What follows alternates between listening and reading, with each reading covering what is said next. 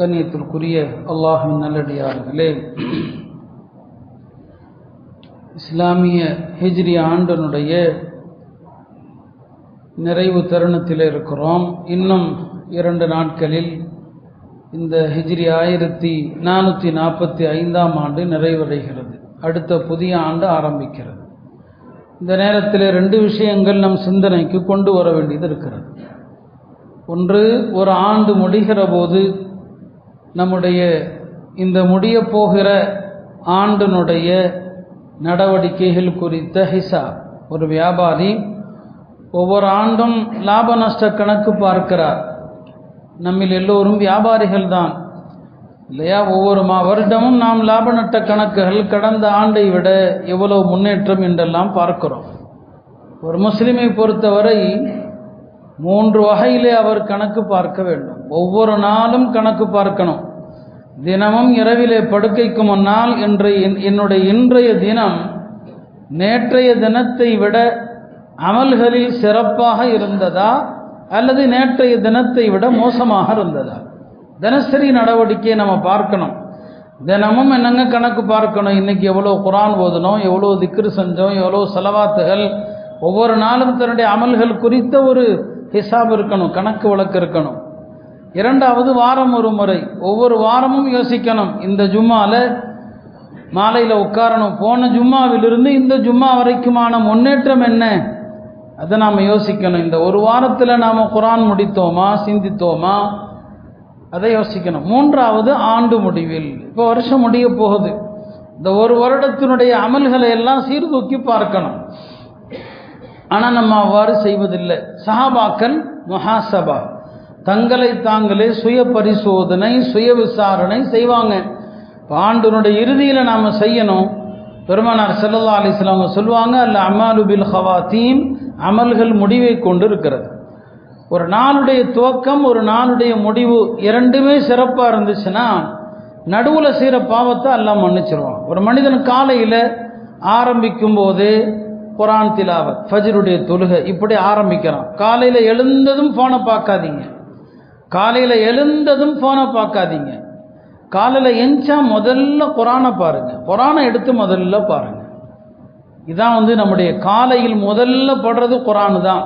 நானும் என்னுடைய அன்றாட அமல் அதுதான். முதல்ல குர்ஆன். 2வது ஏதாவது ஒரு 2 ஹதீஸ், அது படித்த ஹதீஸ், பலமுறை கேட்டது சொன்னதாக இருக்கும். நம்முடைய காலை பொழுதின் துவக்கம் பெருமான அல்லாஹ்வுடைய கலாம், ரசூல் ஸல்லல்லாஹு அலைஹி வஸல்லம் வார்த்தை. இந்த 2 வகை. இரவுல படுக்கைக்கு முன்னால கொஞ்சம் குர்ஆன் எடுத்து பாருங்க, கொஞ்ச நேரம் திக்ர் செய்யுங்க. இந்த காலையிலும் மாலையிலும் துவக்கமும் முடிவும் உங்களுக்கு நல்லதா இருந்தா பகல்ல நடுவுல செஞ்ச பாவங்களை அல்லாஹ் மன்னிச்சிருவான். இது ஒரு ஹதீஸுடைய கருத்து. அதே அடிப்படையில் தான் இப்போது ஆண்டு முடிய போகிறது அல்லவா? ஒவ்வொரு ஆண்டு முடிகிற போதும் இந்த தில்ஹிஜ்ஜா முடிகிறதுக்குள்ள ஒரு குர்ஆனை முடிங்க, ஒரு குர்ஆன் முடிக்கணும். அந்த மாதிரி அமல்களை தர்த்தீப் செய்யணும். இந்த தில்ஹிஜ்ஜா முடிவதற்குள் ஒரு குர்ஆனை முடிக்கிறது. அடுத்து முஹர்ரம் ஆரம்பித்த ஒரு 10 நாளில் ஒரு குர்ஆனை முடிக்கிறது. ஒரு வருடத்தின் ஆரம்பம் இறுதி சரியாக இருந்தால் நடுவில் உள்ள தவறுகளை மன்னிச்சிருவான். இப்போ முஹர்ரம்ல எத்தனையோ நிகழ்வுகள், அடுத்த வாரம்ல அந்த விஷயங்களை சொல்லுவோம் இன்ஷா அல்லாஹ். ஹஜ்ரத் இமாம் ஹுசைன் ரலியல்லாஹு அன்ஹு அவர்கள் ஷஹீதாக்கப்பட்டது முஹர்ரம் 10வது நாள். ஷேகுல் ஹதீஸ் ஜக்கரியா ரஹ்மத்துல்லாஹி அலைஹி சொல்லுவாங்க, முஹர்ரம் 1லிருந்து 10க்குள்ள ஒரு குர்ஆன் ஓதி கர்பலாவுடைய ஷுஹதாக்களுக்கு ஈசால் சவாப் செய்யுங்கன்னு சொல்லுவாங்க. கர்பலால ஷஹீதாக்கப்பட்டவர்களுக்கு நன்மையை சேர்ப்பீங்கள். இது பெருமானாருடைய குடும்பத்தினர் மீது நீங்கள் வைத்திருக்கிற அன்பின் அடையாளம்னு சொல்லுவாங்க. இல்லையா? ஷியாக்கள் அதை தான் தப்பாக வெளிப்படுத்திட்டு இருக்கிறான். ஹஜ்ரத் இமாம் ஹசன் ஹுசைன் மீது கொண்ட பிரியத்தினால மார்க்க விரோதமான விஷயங்களை செய்கிறாங்க. நாம் அப்படி செய்ய மாட்டோம். அவர்களுக்கு இழைக்கப்பட்ட அநீதி பெரிய அநீதி தான். மொத்தத்தில் ஆண்டு இறுதி, அடுத்த ஆண்டு துவக்கம், இந்த 2லையும் உங்களுடைய அமல் குர்ஆனை கொண்டு ஆரம்பிங்க. நம்முடைய முன்னோர்கள் சொல்லுவாங்க, ஒவ்வொரு நாளும் நீ நேற்றைய தினத்தோடு உன்னுடைய அமல்களை ஒப்பிட்டு பார்க்க வேண்டும் என்று. அந்த அடிப்படையில் நம்முடைய அமல்களை சீர்தூக்கி பார்க்கணும். 2வது விஷயம் ஹிஜ்ரத். நம்முடைய இந்த புத்தாண்டு என்பது ஒரு ஆண்டு முடிவதும் அடுத்த ஆண்டு துவங்குவதும் பெருமானாருடைய ஹிஜ்ரத்தை அடிப்படையாக வைத்து தான் இருக்குது. அதெல்லாம் நாம் ஏற்கனவே தெரிந்திருக்கிறோம். இந்த ஹிஜ்ரா என்றால் என்ன? விடுதல், கைவிடுதல் என்பதுதான் ஹிஜ்ரத்துக்கு அர்த்தம். ஹிஜ்ரத்னா கைவிடுதல். ஒரு மனிதன் இன்னொரு மனிதரிடத்தில் பேசாமல் இருந்தால் அதுக்கும் ஹாஜரா அவரோடு பேசுவதை நிறுத்தி கொண்டார்னு அர்த்தம். அப்போ ஹிஜ்ரத்னா கைவிடுறது, பாவத்தை கைவிடுறது, சொந்த நாட்டை கைவிடுவது, தீனுக்காக மார்க்கத்திற்காக சொந்த நாட்டை விடுறது, அதான் ஹிஜ்ரத்துங்கிறது. எல்லா நபிமார்களுடைய வாழ்க்கையிலும் ஹிஜ்ரத்து நடந்திருக்குது. நம்முடைய வாழ்க்கையிலும் ஹிஜ்ரத்து நடக்கணும். அப்போ ஹிஜ்ரத் என்றால் கைவிடுவது. பெருமானார் ஸல்லல்லாஹு அலைஹி வஸல்லம் வாழ்க்கையில் நடந்த ஒரு மகத்தான சரித்திரம் தான் ஹிஜ்ரத்துங்கிற இந்த சரித்திரம். இந்த ஹிஜ்ரத்தில் நடந்த அர்ப்பணிப்புகள், இந்த ஹிஜ்ரத்தில் நடந்த அற்புதங்கள், இந்த ரெண்டுமே சாதாரணமானவை அல்ல. ஒன்று அர்ப்பணிப்புகள். சஹாபாக்கள் மக்காவை விட்டுட்டு மதீனா வருவதற்கு பட்ட பாடு, அவங்க பட்ட சிரமங்கள் சாதாரணமானவை கிடையாது. அவ்வளவு சிரமங்கள் பட்டாங்க, கஷ்டங்கள். பெருமானார் ஸல்லல்லாஹு அலைஹி வஸல்லம் அவர்கள் உட்பட மக்கால வாழ முடியாத நிலை. முதல்ல அபிசீனியாவுக்கு போகுமாறு சொன்னாங்க. தோழர்களில் சில பேர் அங்கே அனுப்புனாங்க. ஒரு நல்ல மன்னர் இருக்கிறார், அங்கே போங்க என்று மக்களை அனுப்பி வைத்தாங்க. பிறகு ஹிஜ்ரி, அதாவது மக்காவுடைய நபித்துவத்தினுடைய 11ஆம் ஆண்டு 12ஆம் ஆண்டு, இந்த 2 ஆண்டுகளிலும் மதீனாவிலிருந்து மக்கள் ஹஜ்ஜுக்கு வர்ற நேரத்தில் அவங்கள சந்திக்கிறாங்க. அந்த மக்களோடு சந்திப்பு நடக்குது, அவங்களோடு பேச்சுவார்த்தை நடக்குது. இங்கிருந்து முஸ்லீம்கள் அங்கே வருவாங்க, நீங்கள் அரவணைக்கணும், அல்லாஹ்வுடைய அனுமதி கிடைச்சா நானும் வருவேன்னு சொல்லி அவங்கள்ட்ட பேச்சுவார்த்தை நடக்குது.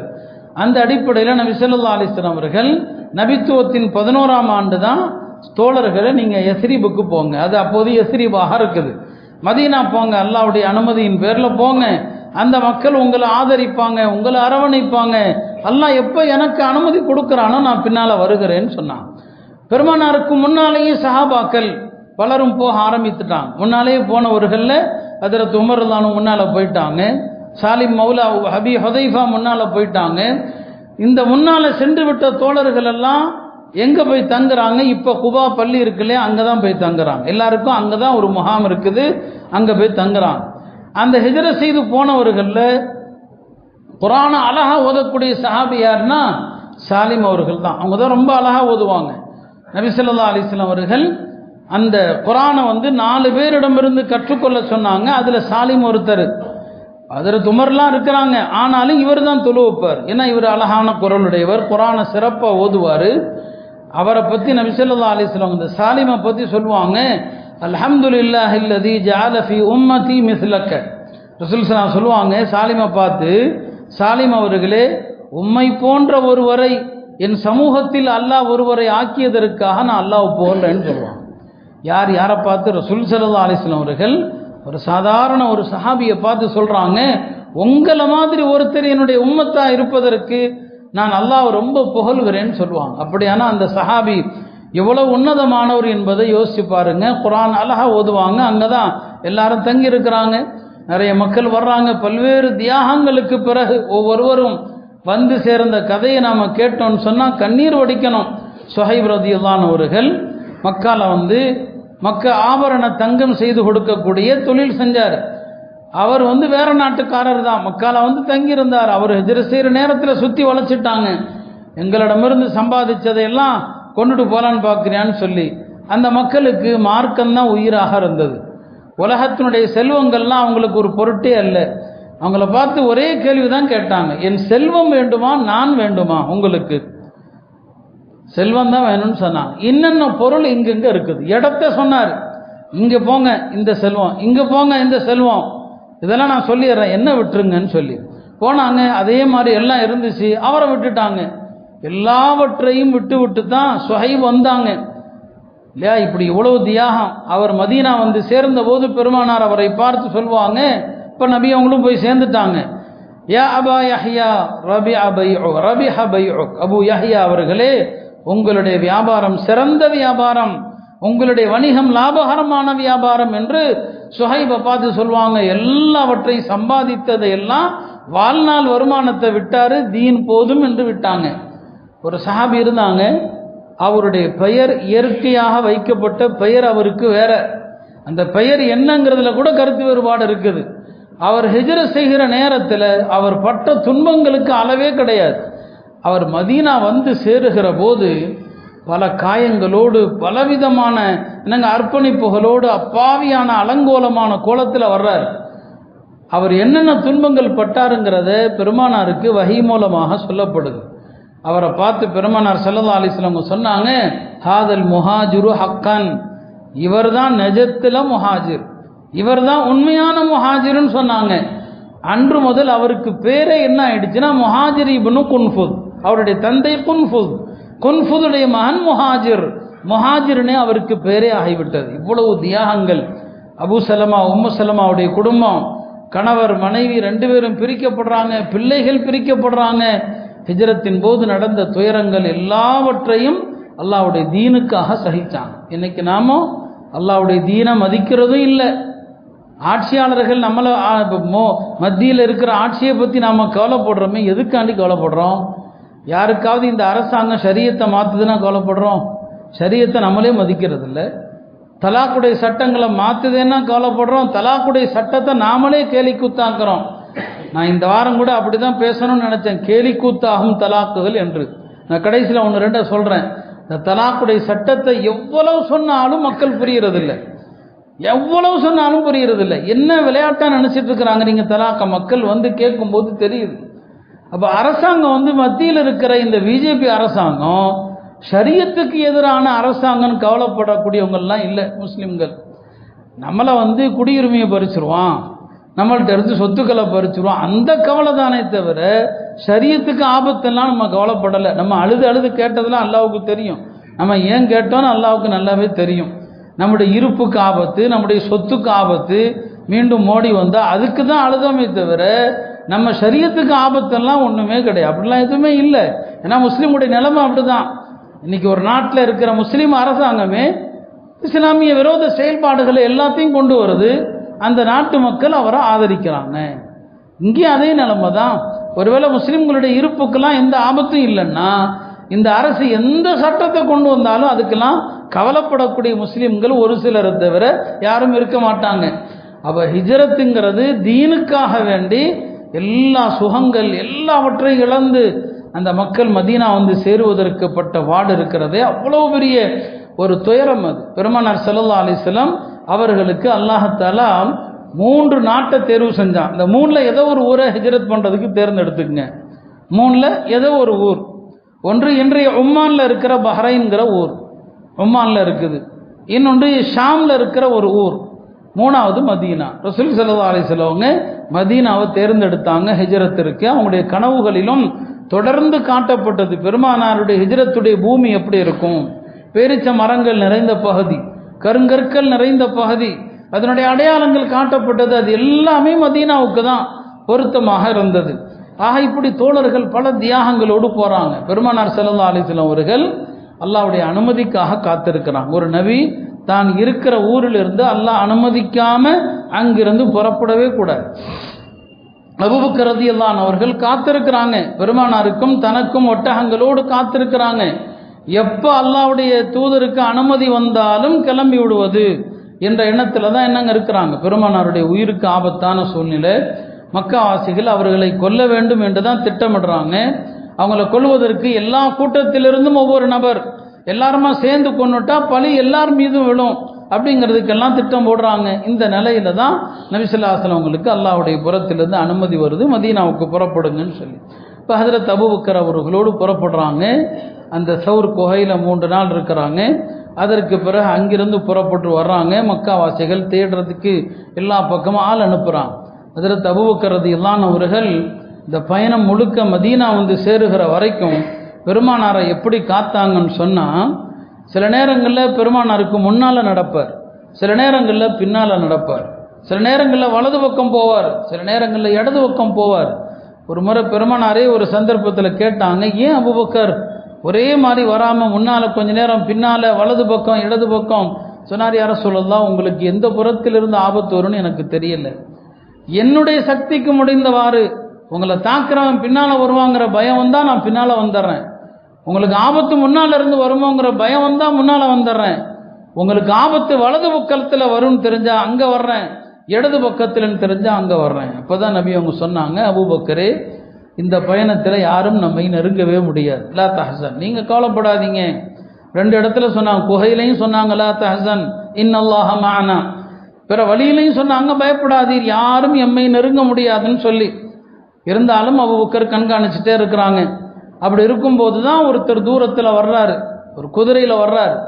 அபூபக்கர் சொல்கிறாங்க, யார சொல்லலாம், நம்மை தேடி வரக்கூடிய ஒரு ஆள் நம்மளை நெருங்கிட்டான் போல் தெரியுது, நமக்கு அருகில் வந்து விட்டான் போல் தெரியுதுன்னு சொன்னாங்க. அபூபக்கரே கவலைப்படாதீங்கன்னு சொல்லி குதிரையில் வந்தவர் சுராகா இப்னு மாலிக். அவர் அப்போது முஸ்லீம் ஆகல. மக்காவாசிகள் அவரை பெருமானாரை தேடி அனுப்புனாங்க. பெருமானாரை உயிரோடோ அல்லது அவங்கள கொலை செஞ்சு தலையை கொண்டு வந்தால் இவ்வளோ பரிசுன்னு அறிவிச்சிருக்கிறாங்க. அவர் பார்த்துறாரு பெருமானாரையும் அபூபக்கரையும், பக்கத்தில் வந்துடுறாரு. நபிசல்லாம் கையை தான் தூக்குனாங்க. சுராக்காவுடைய குதிரை அப்படியே பூமிக்குள்ளே புதையுண்டு போகுது. சுராக்காவுடைய குதிரை புதையுண்டு போகுது, பூமிக்குள்ளே போயிட்டே இருக்குது. அவர் பார்க்க உட்கார்ந்தா நம்மளும் புதைஞ்சிருவோன்னு குதிரையிலிருந்து குதிச்சிடறாரு. குதிரையிலிருந்து குதிச்சிடறாரு.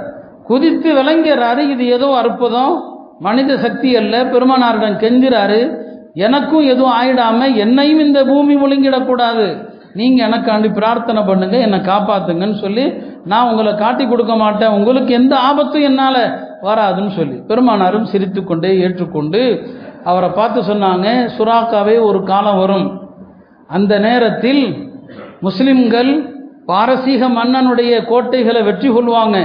அந்த பாரசீக மன்னனுடைய கோட்டையிலிருந்து எடுக்கப்படுகிற தங்க காப்புகள் உமது கைகளில் அணிவிக்கப்படும் அப்படின்னாங்க. ஒரு ஆச்சரியமாக கேட்டார், கிஸ்ராவுடைய தங்கமானு கேட்டார். கிஸ்ரானா பாரசீக மன்னனுடைய பெயர். கிஸ்ராவுடைய தங்க காப்பு எனக்கு அணிவிக்கப்படுமா? ஆம், உமக்கு அணிவிக்கப்படும், அப்படி ஒரு நாள் வரும்னு சொன்னாங்க. அதே மாதிரி நடந்தது. பின்னால் அவரும் முஸ்லீம் ஆயிட்டார். ஹஜ்ரத் உமர் ரலியல்லாஹு அன்ஹுடைய ஆட்சி காலத்தில் அந்த பாரசீகம் வெற்றி கொள்ளப்படுது.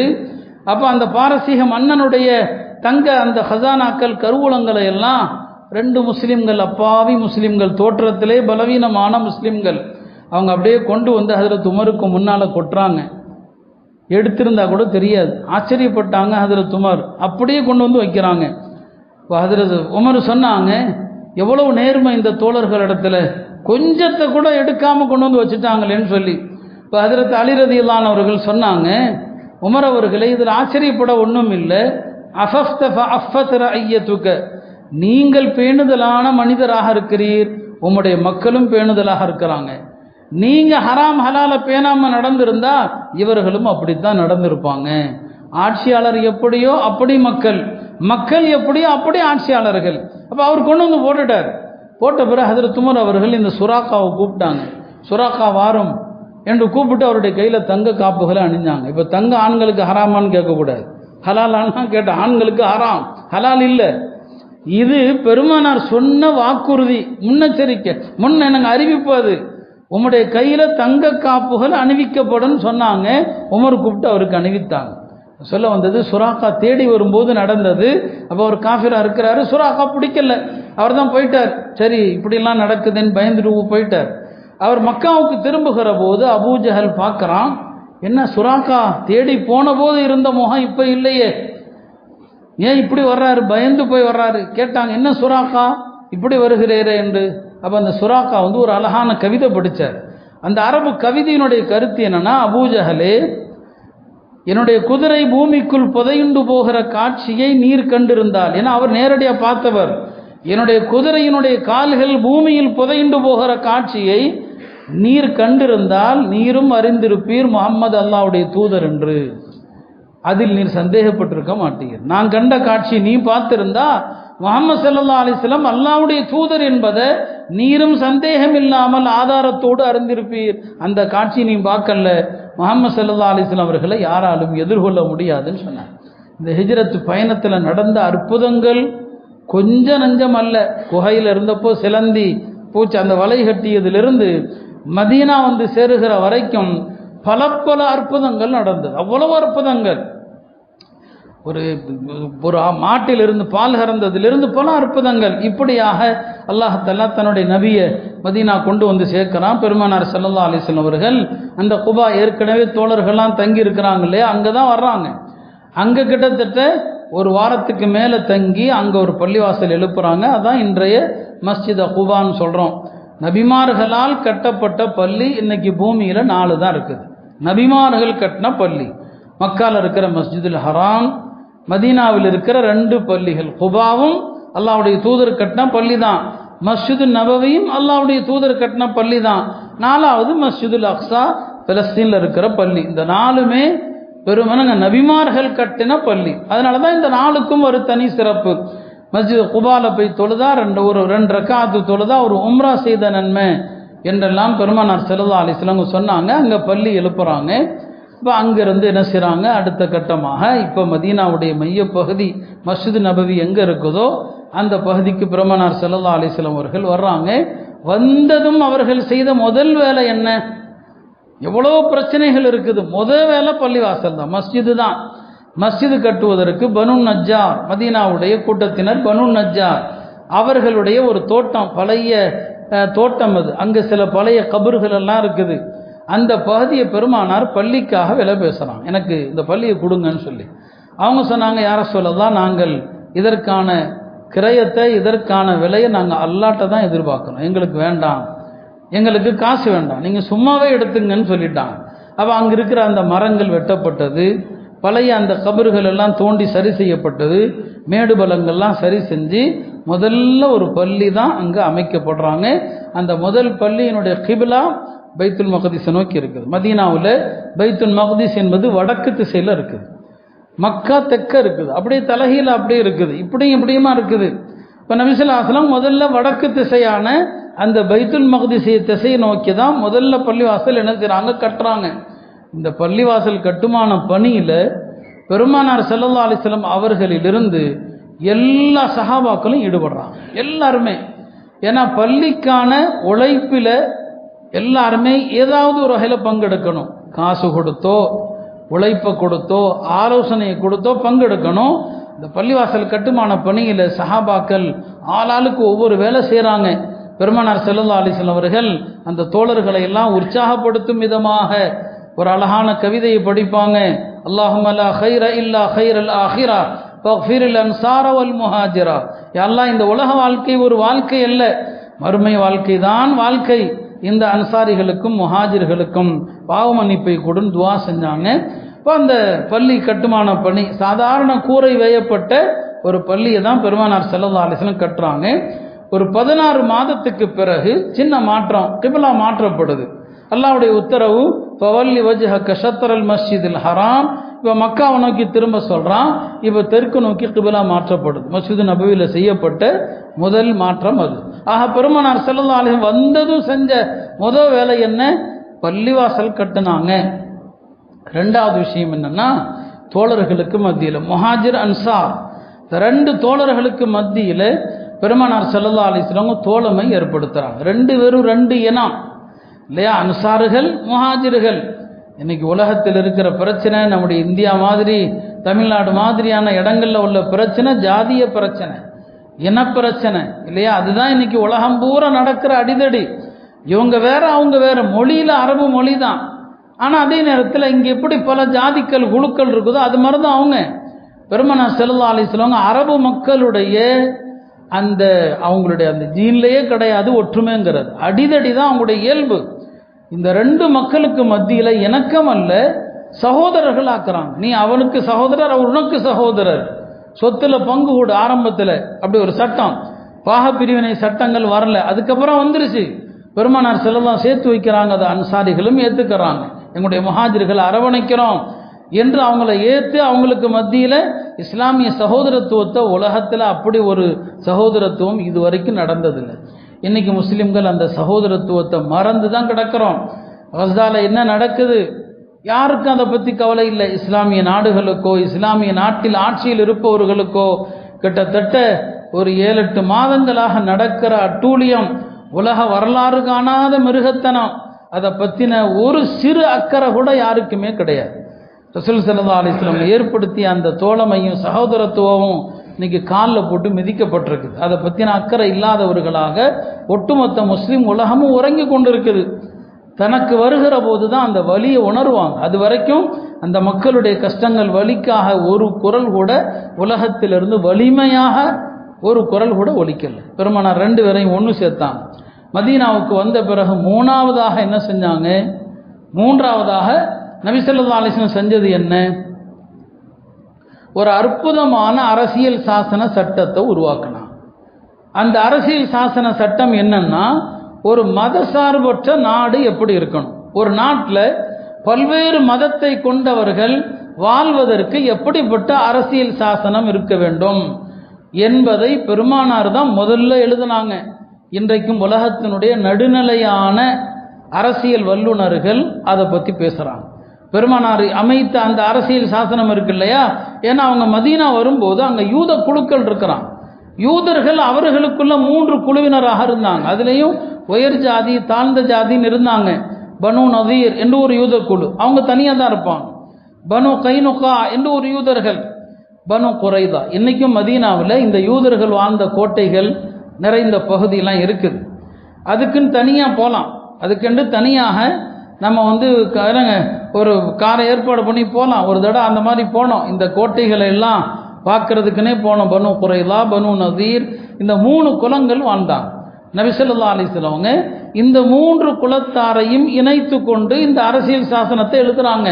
இப்போ மக்கால மதீனாவில் இஸ்லாத்தை ஏற்றுக்கொண்டவர்களும் இருக்கிறாங்க, யூதர்களும் இருக்கிறாங்க, இஸ்லாத்துக்கு வராத அரபு இணைவிப்பாளர்களும் இருக்கிறாங்க. 3 மதங்கள். இவங்க எல்லாரும் எப்படி வாழணும் என்று பெருமானார் ஸல்லல்லாஹு அலைஹி வஸல்லம் ஒரு அழகான அரசியல் சாசனத்தை எழுதுறாங்க. இந்த யூதர்கள் ஒப்பந்தத்தை மீறினாங்க, அது அப்புறம் உள்ள விஷயம். இப்படி தான் அமைக்கிறாங்க. அதில் தான் நபி ஸல்லல்லாஹு அலைஹி வஸல்லம் பல மதத்தினர் இருக்கிறாங்கங்கிறதுக்காக வேண்டி இந்த யூதர்கள் மதீனால இருந்த வரைக்கும் பெருமானார் சஹாபாக்களுக்கு சொல்லுவாங்க, எந்த இடத்துல யூதர்கள் இருக்கும்போது என்னை சிறந்தவன் என்று சொல்லிடாதீங்க இல்லையா. அவங்க தான் உண்மையிலுமே சிறந்தவர்கள். தோழர்களை கண்டிப்பாங்க, மூசா அலைஹிஸ்ஸலாமை விட நான் சிறந்தவன் சொல்லாதீங்க.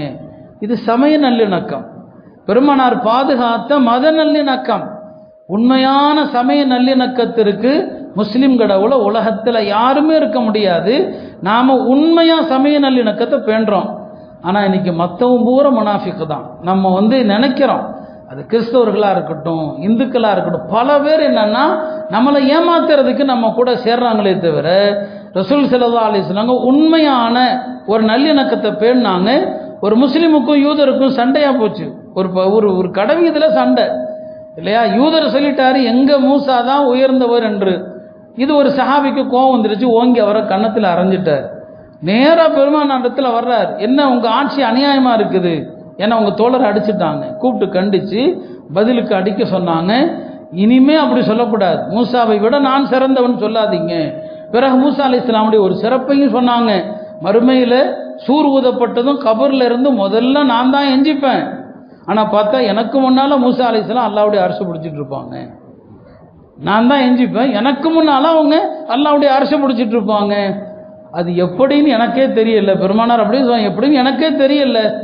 ஒருவேளை அந்த 2வது சூரிலிருந்து மூசா அலைஹிஸ்ஸலாமுக்கு ஒருவேளை விதிவிலக்கு அளிக்கப்பட்டிருக்கலாம். ஏன்னா அவருக்கு உலகத்திலே ஒரு சூர் முடிஞ்சிருச்சு. அல்லாஹ் பார்க்கணும்னு ஆசைப்பட்டாங்க இல்லையா.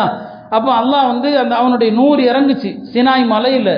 அதை பார்க்க முடியாமல் மூசா அலைஹிஸ்ஸலாம் மூர்ச்சி ஆகிட்டாங்க. எல்லாருக்குமே 2 சூறுனா ஒரு சூர் அவருக்கு முடிஞ்சிருச்சு. அதனால நமக்கெல்லாம் 2வது சூர் ஊதப்படும் போது அவருக்கு ஒருவேளை விதிவிலக்கு அளிக்கப்பட்டிருக்கலாம் போல் தெரியுது. நம்மெல்லாம் 2வது சூரில் மூத்தானப்போ அவர் மூத்தாக மாட்டார், அவர் மட்டும் அல்லாஹ்வுடைய அரசை பிடிச்சிட்டு இருப்பார். இது எங்கே சொல்கிறாங்க பாருங்க, எவ்வளோ பெரிய பெருந்தன்மை. பெருமானாருடைய சிறப்புக்கு முன்னால் மூசா அலைஹிஸ்ஸலாமுடைய சிறப்பு நம்ம எந்த நபியும் தாழ்த்தி பேசக்கூடாது. பெருமானாருடைய சிறப்புக்கு முன்னால் மூசா அலைஹிஸ்ஸலாமுடைய சிறப்பு ஒன்றுமே கிடையாது. ஆனால் எவ்வளோ பெருந்தன்மையாக சொல்கிறாங்க, சொல்லாதீங்க. அவரை விட என்ன, இது எதுக்காக? இங்கே யூதர்களும் இருக்கிறாங்க, அந்த மக்களை மதித்து பேசணும். பெருமானார் உணர்வுகளை மதிப்பாங்க. அபூஜஹலுடைய மகன் இக்ரிமா முஸ்லீம் ஆகிறார். இக்ரிமா முஸ்லீம் ஆகி வரும்போது எல்லா முஸ்லீம்களுக்கும் பெருமானார் ஒரு உத்தரவு போட்டாங்க. பாருங்க, அபூஜஹல் என்னென்னவோ செஞ்சிருக்கிறார், இந்த உம்மத்துடைய ஃபிரௌன் அவருடைய மகன் முஸ்லீம் ஆயிட்டார். இக்ரிமா இருக்கிற எந்த சபையிலையும் அபூஜஹலை பற்றி பேசாதீங்க. இக்ரிமா இருக்கிற எந்த சபையிலையும் அபூஜஹலை பற்றி பேசாதீங்க. ஏன்னா அவருடைய மகனை காயப்படுத்த அவர் முஸ்லீம் ஆயிட்டார். நபி ஸல்லல்லாஹு அலைஹி வஸல்லம் இப்படி உணர்வுகளை, யூத உணர்வுகளை மதிக்கிறாங்க. மூசா அலைஹிஸ்ஸலாமை விட என்ன சிறந்தவன் சொல்லாதீங்கன்னா. இதெல்லாம் ஒரு சமய நல்லிணக்கத்தை பேணும் விதமான ஒரு அற்புதமான அரசியல் சாசனத்தை அமைத்தாங்க. ஆக இப்படி அருமையானவர்களே, பெருமானார் ஸல்லல்லாஹு அலைஹி வஸல்லமுடைய இந்த ஹிஜ்ரத்தில் பலவிதமான அற்புதங்களும் பலவிதமான அர்ப்பணிப்புகளும் நடந்தது. பெருமானார் மதீனா வந்த பிறகுதான் எல்லா சட்டதிட்டங்களும் வருது. நபி ஸல்லல்லாஹு மதீனா மக்கால ஜும்மா இல்லை, மதீனாவுக்கு வரும்போது தான் ஜும்மா கடமையாகுது. மதீனா வந்ததுமே ஜும்மா தொழுதுட்டாங்க. குபால இருந்து புறப்பட்டு மதீனா வர்ற வழியில் ஒரு ஜும்மா ஒரு பள்ளியில் தொழுதாங்க. இன்றைக்கும் மதீனாவுடைய பள்ளிகளில் ஒரு பள்ளிக்கு பெயர் மஸ்ஜிதுல் ஜும்மா, ஜும்மா பள்ளி. ஏன்னா அங்கே தான் முதல் ஜும்மா நடந்தது. அதுக்கப்புறம் தான் மஸ்ஜிது நபவி என செய்யப்படுது, கட்டப்படுது. பெருமானார் காலத்திலேயே மதீனால 9 பள்ளிகள் இருந்துச்சு. 9 பள்ளிகள் அதிகமாக கட்டுமாறு சொல்லுவாங்க. மஸ்ஜிது நபவியுடைய விரிவாக்கங்கள் யார் யார் காலத்தில் என்னவெல்லாம் செய்யப்பட்டது, அது ஒரு தனி வரலாறு. அது மஸ்ஜிதுங்கிற தலைப்பில் தான் அதை பேசணும். ஆக இப்படி இந்த ஹிஜ்ரத்துக்கு பின்னால் பெருமானார் ஸல்லல்லாஹு அலைஹி வஸல்லம் அவர்கள் இத்தகைய நடவடிக்கைகள் எடுத்து ஒரு அழகான ஒரு ஒப்பற்ற சமுதாயத்தை உருவாக்கினாங்க. அந்த ஹிஜ்ரத்துடைய நினைவு தான் இந்த புத்தாண்டு வழியாக நாம் நினைத்து பார்க்கவிருக்கிறோம். நாம் இன்றைக்கு ஹிஜ்ரத்துனா என்ன? எல்லா முஸ்லீம்களுடைய வாழ்க்கையிலும் ஹிஜ்ரத் இருக்கணும். ஹிஜ்ரத்னா என்ன? எங்கு மார்க்கத்துக்கு தேவை இருக்குதோ அங்கே போய்கிட்டே இருக்கணும். உலமாக்களுடைய வாழ்க்கையை பாருங்க. எந்த ஆலிமுமே பிறந்த ஊரில் இருக்க மாட்டார். பிறந்தது ஒரு ஊராக இருக்கும், வளர்ந்தது ஒரு ஊராக இருக்கும், இறந்தது ஒரு ஊராக இருக்கும். உலமாக்கள் ஊர் அப்படிதான். அவங்க எங்கேயும் பிறந்த ஊரில் இருக்க மாட்டாங்க, போய்கிட்டே இருப்பாங்க. ஏன்னா உம்மத்துக்கு எங்கே தேவையோ அங்கே போகிறதான் உலமாக்களுடையது. அப்போ ஹிஜ்ரத் என்பது எல்லாருக்குமே தேவைதான். நமக்கு இப்போ ஹிஜ்ரத்னா என்ன? நாட்டை விட்டு போகிற ஹிஜ்ரத் இல்லை, பாவங்களை விடுவது தான் ஹிஜ்ரத். பாவங்களை விடுவது தான். பெருமானார் ஸல்லல்லாஹு அலைஹி வஸல்லம் சொன்னாங்க, மறுமையில் ஒரு கூட்டம் வருவாங்க. திஹாமா மலை, திஹாமாங்கிறது இன்றைய சவுதியாவுக்கும் சொல்லுவாங்க. இந்த திஹாமுடைய மலை அளவுக்கு அவங்க நன்மைகளோடு வருவாங்க. அவங்களுடைய நன்மையை பூரா அல்லாஹ் பரத்தப்பட்ட புழுதி ஆக்கிடுவாங்க. ஏன் அப்படின்னு கேட்கப்பட்ட சொன்னாங்க, அவங்க தொழுவாங்க, நோன்பு வைப்பாங்க, ஒரு ஹராமை செய்கிறதுக்கான வாய்ப்பு கிடைத்தால் உடனே செய்து விடுவார்கள். இன்றைக்கி நம்முடைய நிலைமை அதுதான். நம்ம குர்ஆன் ஓதுகிறோம், தொழுகிறோம், எல்லாம் செய்கிறோம். ஆனால் ஃபோனில் பார்க்கக்கூடாததையும் பார்க்குறோம், கேட்கக்கூடாததையும் கேட்குறோம், ஹராமுக்கான வாய்ப்பு கிடைச்சா செஞ்சிடறோம். நம்முடைய ஹிஜ்ரத் என்பது பாவங்களை கைவிடுவது தான். அருமையானவர்களே, இந்த புத்தாண்டு நிறைவு நேரத்தில் நான் சொல்வது, அல்லாஹ்வுடைய ஷரியத்தை மதிங்க, ஷரியத்தினுடைய சட்டங்களை மதிங்க. அப்போ ஆட்சியாளர்களுக்கு அல்லாஹ் ஹிதாயத்தை கொடுப்பான். இன்றைக்கி தலாக்கு சட்டங்களில் மத்திய அரசாங்கம் மாற்றம் கொண்டு வர்றதை பற்றி நம்ம பேசுகிறோம், ஆதங்கப்படுறோம். நிக்காஹுடைய வயதில், நிக்காஹுடைய சட்டங்களில் அவங்க கொண்டு வரக்கூடிய மாற்றத்தை பற்றி பேசுகிறோம். ஆனால் நமக்கு தகுதி இல்லை, நம்மளே தலாக்கோடு விளையாடுறோம். பல முறை சொல்லியிருக்கிறோம், தலாக்குங்கிறது பல பேர் விளங்கிறாங்க, 3 தலாக்கு சொன்னால் தலாக்குன்னு சொல்லி. இல்லை, ஒரு தலாக்கு சொல்லிட்டாலே, ஒரு தலாக் சொல்லிட்டாலே அதற்கு பிறகு ஒரு 3 மாதவிடாய் காலம். இந்த 3 மாதவிடாய் காலத்துக்குள் தலாக்கு சொன்ன அவரும் அந்த பெண்ணும் விரும்பினால் கல்யாணம் பண்ணாமல் அப்படி சேர்ந்துடலாம். 3 மாதவிடாய் காலத்துக்குள். 3 மாதவிடாய் முடிஞ்சிருச்சுன்னா, உதாரணமாக இன்றைக்கி ஒரு பெண்ணை ஒரு தலாக் சொல்கிறாரு, ஒரு 2 நாளில் அந்த பெண்ணுக்கு மாதவிடாய் வருது. அடுத்த மாதம் அந்த பெண்ணுக்கு இன்னொரு மாதவிடாய் வருது. அதுக்கப்புறம் செப்டம்பரில் ஒரு மாதவிடாய் வருது. 3 மாதவிடாய் முடிஞ்சிருச்சு. அந்த பெண்ணை திரும்ப அழைத்து கொள்ளலை. இவங்களுக்கு மத்தியில் என்ன முடிஞ்சிருச்சு? நிக்காக முடிஞ்சிருச்சு. ஒரு தலாக் சொல்லி 3 மாதவிடாய் முடிந்து விட்டால் நிக்காக முடிஞ்சிருச்சு. என்ன நினச்சிட்டு இருக்கிறாங்கன்னா, தலாக்கு சொல்லி 4 மாதம் ஆன பிறகு திரும்ப 2வது தலாக் சொல்லலாம். 2வது தலாக் 3வது தலாக்குங்கிறது அந்த 3 மாதவிடாய் காலத்துக்குள்ளே தான் சொல்ல முடியும். இப்போ சொன்னார் ஒரு தலாக், அப்புறம் ஒரு மாதவிடாய் முடிஞ்சு அப்புறம் இன்னொரு தலாக், அப்புறம் அடுத்த மாதவிடாய் முடிந்து இன்னொரு தலாக். அந்த 3 மாதவிடாய் காலத்துக்குள்ளே தான் 2வது 3வது தலாக்கை சொல்ல முடியுமே தவிர, இப்போ நடக்கிறது என்கிட்ட ஒருத்தர் வித்தியாசமான மசாயில் இப்படிலாம் இருக்கிறாங்கன்னு ஆச்சரியப்பட்டேன். ஒரு கணவர் மனைவியை தலாக்கும் சொல்லிட்டார். தலாக்கு சொல்லி அந்த பெண்ணுடைய 3 மாதவிடாயும் அதான் இதா முடிஞ்சும் போச்சு, கணவன் மனைவிங்கிற உறவும் முடிஞ்சு போச்சு. அதுக்கப்புறம் இன்னொரு தலாக், கேலி கூத்து இது. இப்போ அவ பொண்டாட்டியே இல்லை, 3 மாதவிடாய் முடிஞ்சிட்டா இவனுக்கும் அவளுக்கும் சம்மதம் இல்லை.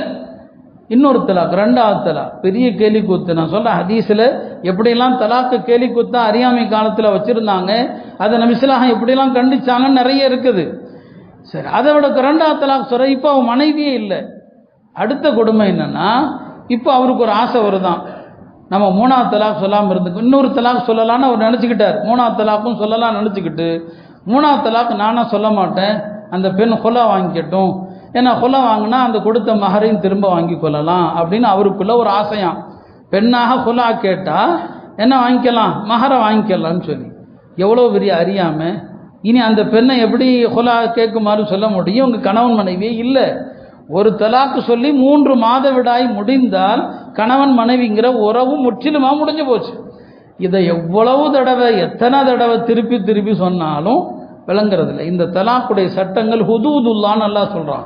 அல்லாஹ்வுடைய வரம்புகள், இந்த வரம்பை மீறாதீங்கன்னு சொல்கிறான். ரொம்ப பேர் கணவர் தலாக்கு லெட்டர் அனுப்புகிறாரு, அந்த பெண் கையில் வாங்கினாதான் தலாக்கு, பொம்பளை கையெழுத்து போட்டால் தான் தலாக்குன்னு பல பேர் வழங்குறான். இல்லை, அப்படி அவசியமே கிடையாது. ஒரு கணவன் தலாக்கு வாயில் சொன்னாலும் சரி, லெட்டர் அனுப்பினாலும் சரி, அந்த லெட்டரை அந்த பெண் வாங்கினாலும் சரி வாங்காவிட்டாலும் சரி, தலாக்கு நிகழ்ந்தது தான். என்னைக்கு லெட்டர் எழுதி அனுப்புகிறானோ அன்னையிலிருந்து 3 மாதவிடாய் காலம் முடிந்து விட்டால் தலாக்கு நிக்காக முடிஞ்சு போச்சு. இதில் அந்த பெண்ணு சம்மதிக்கணும், பெண்ணு கையெழுத்து போடணும். இதெல்லாம் இந்த சட்டங்கள் எங்கிருந்து வந்துச்சு? இதைத்தான் இந்த தலாக்கை கேலி கூத்தாக்கப்படுது. அல்லாஹ்வுடைய மார்க்கத்தை நாமளே கேலி கூத்தாக்குனா மத்திய அரசாங்கம் சட்டங்களை மாற்றுவது குறித்து பேச நமக்கு என்ன தகுதி இருக்குது? எனவே நிக்காஹோ தலாக்கோ இல்லை, யாருடைய வாழ்க்கையிலும் தலாக்கு வரக்கூடாது. அப்படி ஒரு சூழ்நிலை வந்தால் தலாக்குனா என்ன, ஹுலானா என்ன, ஃபஸ்ஹனா என்ன, இதை தெரியணும். அது சொல்கிறேன்னு தப்பாக நினைக்கக்கூடாது. சில நேரங்களில் விமர்சன கருத்துக்களை இப்போ நான் தவிர்க்க தான் பார்க்குறேன்.